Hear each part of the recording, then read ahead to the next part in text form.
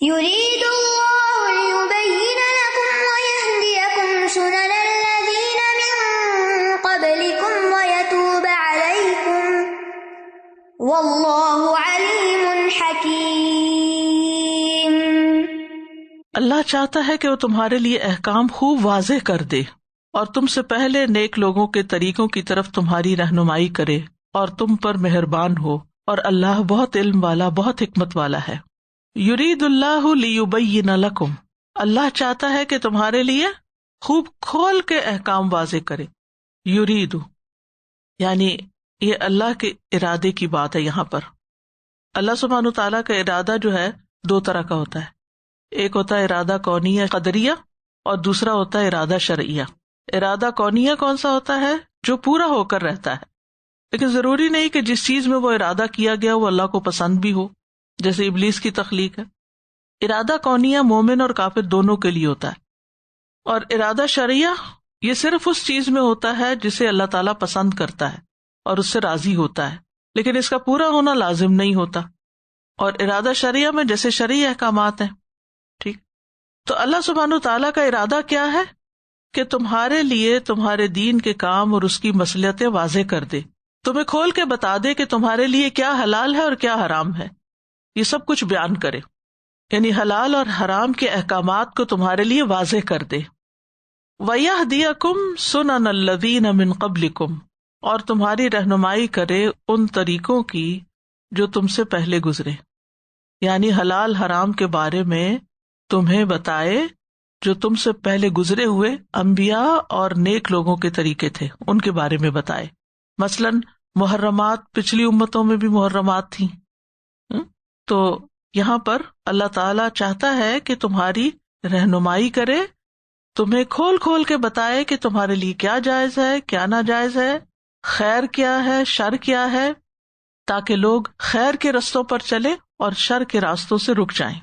وَيَهْدِيَكُمْ میں جو ہدایت کا لفظ ہے، ہدایت کی بھی دو قسمیں ہوتی ہیں، ہدایت التوفیق اور ہدایت الارشاد یا دلالہ جس کو کہتے ہیں، توفیق دینے کی ہدایت، اور اس پر سوائے اللہ کے کوئی قادر نہیں ہوتا، کوئی کسی کو توفیق نہیں دے سکتا ہدایت کی۔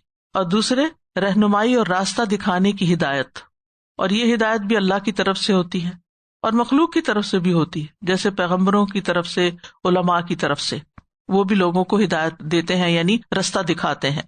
لیکن اصل ہدایت اللہ کی طرف سے، ان ھدی اللہ ھو الھدی، پیغمبر ہو یا علماء ہو وہ اپنی مرضی کی باتیں کر کے اس کو ہدایت نہیں کہہ سکتے، بلکہ ان کو بھی ہدایت کہاں سے ملتی ہے؟ اللہ کی طرف سے ملتی ہے، تو پھر وہ لوگوں میں بانٹتے ہیں۔ جیسے رسول اللہ صلی اللہ علیہ وسلم نے فرمایا، میں تو صرف پیغامات پہنچانے والا ہوں، اصل میں اللہ ہدایت دیتا ہے۔ ابو ہریرہ کہتے ہیں رسول اللہ صلی اللہ علیہ وسلم نے اپنے چچا کی موت کے وقت ان سے کہا تھا لا الہ الا اللہ کہہ دیں تو میں قیامت کے دن آپ کے لیے گواہی دوں گا، لیکن اس وقت انہوں نے انکار کر دیا، تو اللہ تعالیٰ نے کیا فرمایا، انک لا تہدی من احببت، آپ ہدایت نہیں دے سکتے جس کو آپ پسند کریں، ٹھیک ہے۔ تو یہ کون سی ہدایت ہے؟ ہدایت توفیق ہے، ٹھیک۔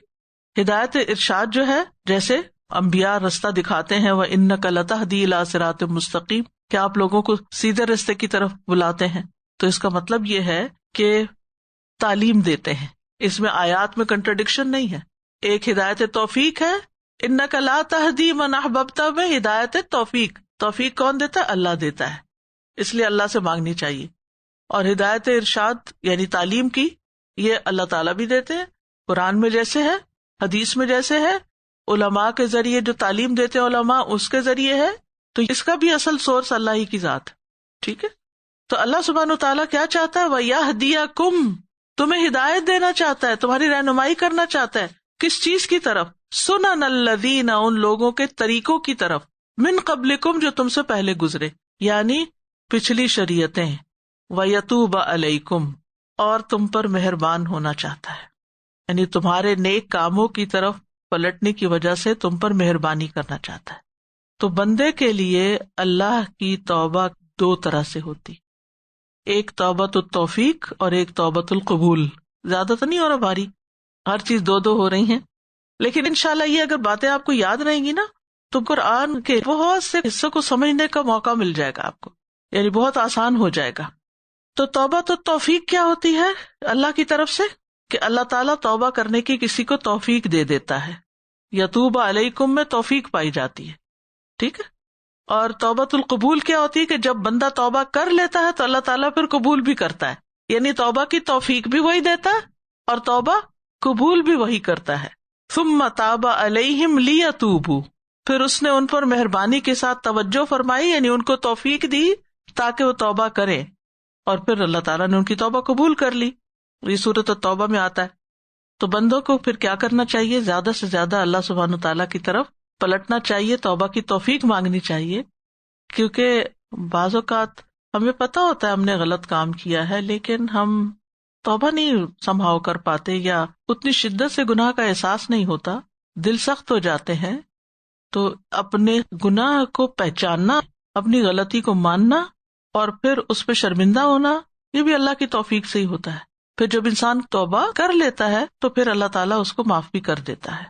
تو یہ سراسر اللہ تعالیٰ کی رحمت ہے. ابو ہریرہ کہتے ہیں رسول اللہ صلی اللہ علیہ وسلم نے فرمایا، اس ذات کی قسم جس کے قبضے میں میری جان ہے، اگر تم گناہ نہ کرتے تو اللہ تمہیں لے جاتا اور ایسی قوم لے آتا جو گناہ کرتے پھر اللہ سے مغفرت طلب کرتے تو اللہ تعالیٰ ان کو معاف کر دیتا. ٹھیک ہے. تو اللہ تعالیٰ کو یہ پسند ہے. آپ صلی اللہ علیہ وسلم نے یہ بھی فرمایا کہ ہر انسان خطا کار ہے، اور بہترین خطا کار وہ ہیں جو توبہ کرتے ہیں. بہترین خطا کار کون ہے؟ جو توبہ کرتے ہیں. لہٰذا اللہ تعالیٰ کو بہت پسند ہے کہ ہم توبہ کرتے رہیں، اور جو اللہ سے معافی کی امید رکھتا ہے اللہ تعالیٰ اس کو معاف فرما دیتے ہیں. واللہ علیم حکیم، اور اللہ بہت جاننے والا، بہت حکمت والا ہے. یعنی اللہ تعالیٰ کو پتا ہے کہ اللہ کے بندوں کے حالات کی اصلاح کیا چیز کر سکتی اور کیا احکامات ان کو دینے چاہیے، کون سی چیز بندوں کے فائدے میں ہے اور کون سی چیز نقصان دینے والی ہے، اور کون سی چیز کب دینی چاہیے، کتنی دینی چاہیے. یعنی اس کے جتنے بھی اوامر اور نہیں ہیں وہ علم اور حکمت پر مبنی ہے. تو یہاں جتنے بھی احکامات دیے جا رہے ہیں یہ سورۃ النساء میں اور اس سے پہلے کی صورتوں میں اور بعد میں بھی پورے قرآن میں، اوور آل بھی جو اوامر و نواہی ہیں یہ سب اللہ کی طرف سے ہیں، جس کا علم ہم سے بہت زیادہ ہے. اور صرف علم نہیں، اس کی حکمت بھی بہت زیادہ ہے. لہٰذا ان احکامات کو مشکل نہیں سمجھنا چاہیے، ان پر عمل کرنا چاہیے، کیونکہ اسی میں ہمارا فائدہ ہے. کیونکہ اگلی آیت میں پھر اللہ تعالیٰ فرماتے ہیں واللہ یرید ان یتوب علیکم ویرید الذین یتبعون الشہوات ان تمیلوا میلا عظیما. اور اللہ چاہتا ہے کہ وہ تم پر مہربان ہو. یعنی وہ علم والا ہے، حکمت والا ہے، وہ چاہتا ہے کہ تم پر مہربان ہو. اور جو لوگ خواہشات کی پیروی کرتے ہیں وہ چاہتے ہیں کہ تم گمراہی کی طرف خوب مائل ہو جاؤ.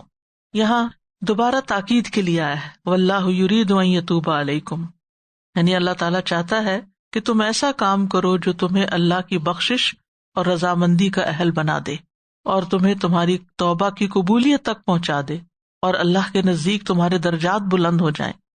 یعنی یہ اللہ تعالیٰ کی مہربانیاں ہیں. اس کے برعکس وَيُرِيدُ الَّذِينَ يَتَّبِعُونَ الشَّهَوَاتِ، اور جو لوگ خواہشات کی پیروی کرتے ہیں وہ کیا چاہتے ہیں؟ یعنی آپ دیکھیے دو حصوں میں بات ہو رہی، ایک ہے اللہ کی چاہت اور ایک ہے بندوں کی چاہت. کن بندوں کی؟ جو اپنی خواہشات کی پیروی کرتے ہیں. اللہ سبحانہ و تعالیٰ علم والا، حکمت والا ہے، وہ جو بھی تمہیں کہتا ہے تمہارے فائدے میں کہتا ہے، وہ تم پر مہربانی کرنا چاہتا ہے، اس لیے کچھ چیزوں سے روک دیتا ہے اور کچھ چیزوں کی اجازت دیتا ہے اور کچھ چیزوں کو کرنا لازم قرار دیتا ہے. اس کے برعکس وہ لوگ جو اس کے مقابلے میں ہیں وہ اپنی خواہشات کی پیروی کرنا چاہتے ہیں، اللہ کا حکم نہیں ماننا چاہتے.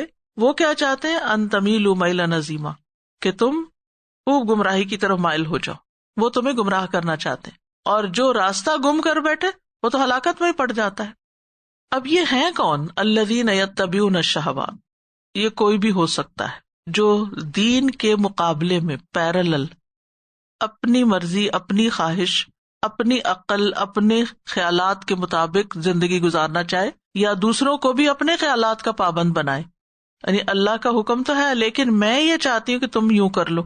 نہیں بھائی، آپ کیوں چاہتی ہیں؟ آپ کی چاہت پہ کیوں چلا جائے؟ اصل بات تو اللہ ہی کی ہے. ان ھدی اللہ ھو الھدی، اللہ کی ہدایت اصل ہدایت ہے. بعض اوقات ایسا ہوتا ہے کہ اللہ کے حکم کے مقابلے میں ماں باپ آ جاتے ہیں. ایسا ہوتا ہے نا، یعنی اللہ تعالیٰ کا حکم کچھ ہے، ماں باپ کچھ اور ہی نصیحتیں کر رہے ہیں. کبھی ایسا ہوتا ہے کہ شوہر آ جاتا ہے، کبھی خاندان آ جاتا ہے، کبھی ہمارا معاشرہ اور ماحول آ جاتا ہے. اللہ کی رضا کچھ اور ہوتی ہے اور لوگوں کی رضا کچھ اور ہوتی ہے. تو ایسی صورت میں چاہے وہ قانونی احکامات ہوں یا پھر عبادات ہوں یا اخلاق کے معاملات ہوں یا لین دین کے معاملات ہوں، ان تمام چیزوں میں پیروی کس کی کرنی چاہیے؟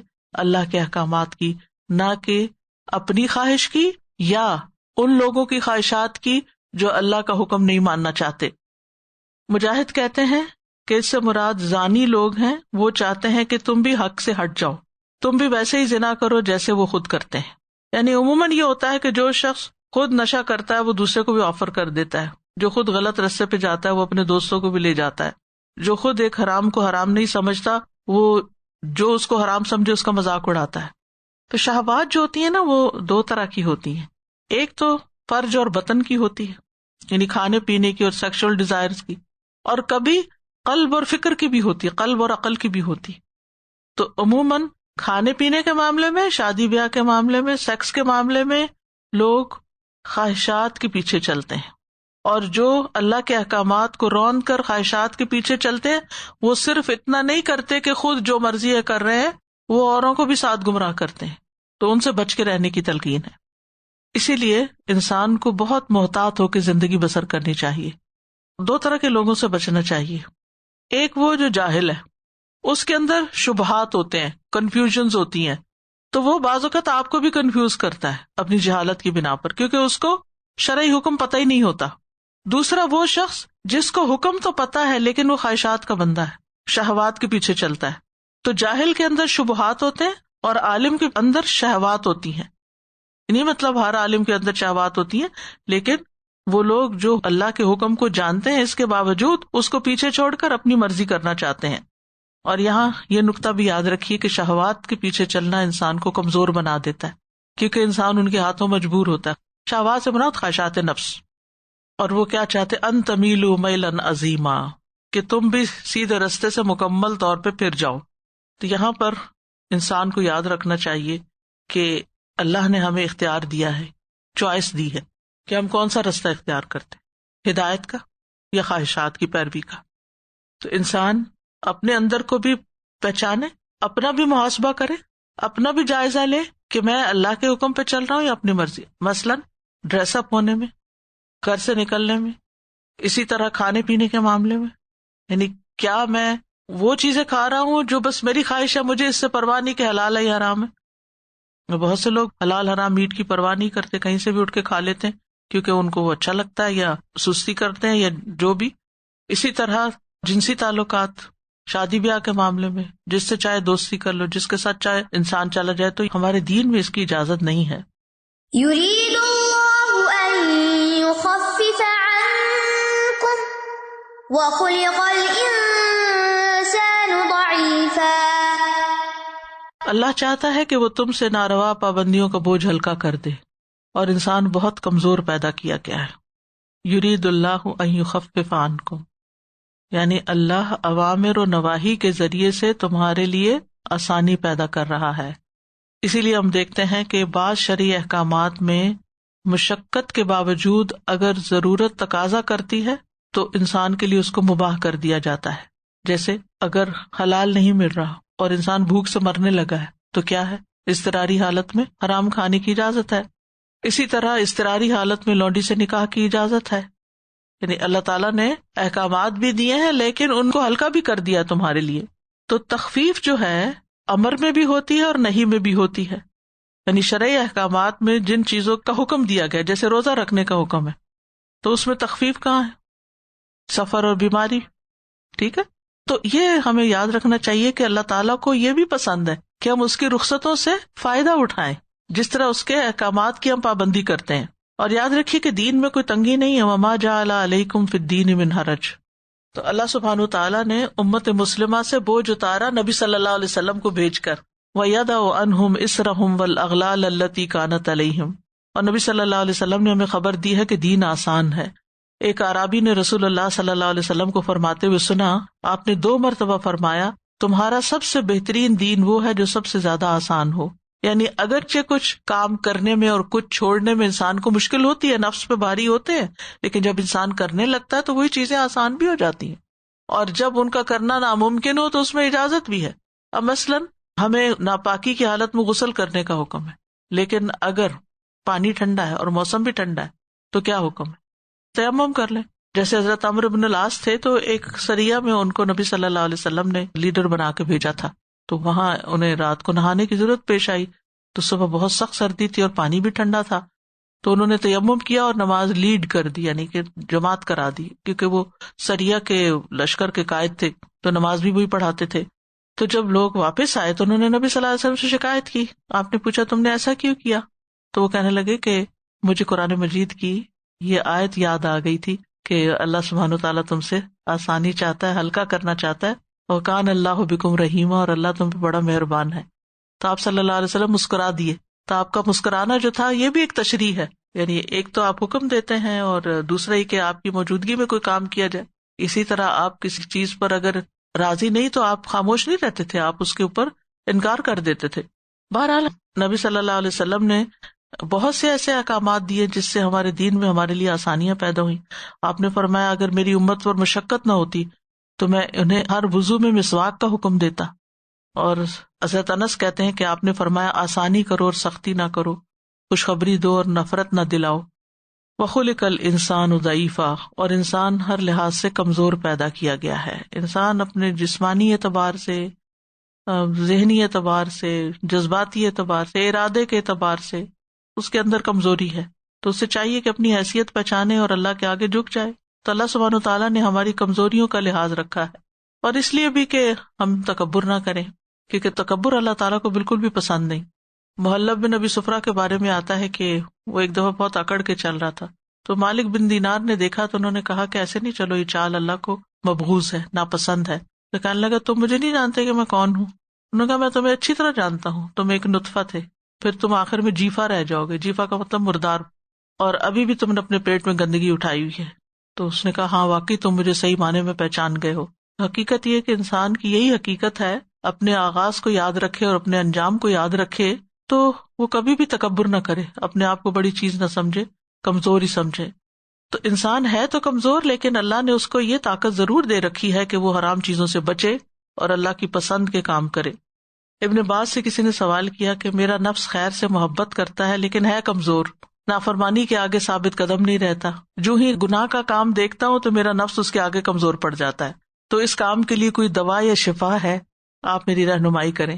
تو انہوں نے کہا جی ہاں، اللہ تعالیٰ کا فرمان ہے کہ وَخُلِقَ الْإِنسَانُ ضَعِيفًا، لیکن اللہ نے آپ کو اسلحہ بھی دیا ہے تاکہ آپ قوت پکڑ لیں، اور اللہ نے آپ کو ایسا اسلحہ دیا جس کے ساتھ آپ دل کو مضبوط کر سکتے ہیں، اور وہ ہے اللہ کی اطاعت، اس کے ذکر کی کثرت، اللہ کی عظمت میں غور و فکر کرنا کہ اللہ کتنا بڑا ہے، اور جو اللہ کا آپ پر حق ہے اس پر غور و فکر کرنا۔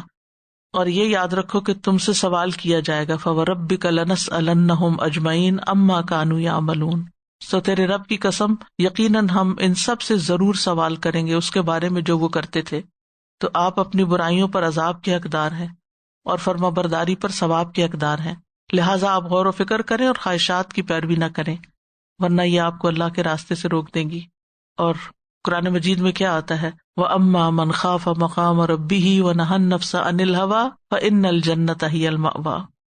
تو جس وقت انسان کا نفس اس کو نافرمانی کی دعوت دے تو نفس کو خود سمجھائے انسان کہ یہ بہت خطرے کی بات ہے، انسان کو اللہ کی نافرمانی سے روکا گیا ہے، اس کے غضب سے ڈرایا گیا ہے۔ تو اس لیے موت اس حال میں نہیں آنی چاہیے کہ انسان اللہ کا نافرمان ہو، بلکہ اس حال میں آنی چاہیے کہ انسان کے گناہ معاف ہو چکے ہوں۔ تو ہم سب کو اپنے نفس سے جہاد کرنے کی ضرورت ہے۔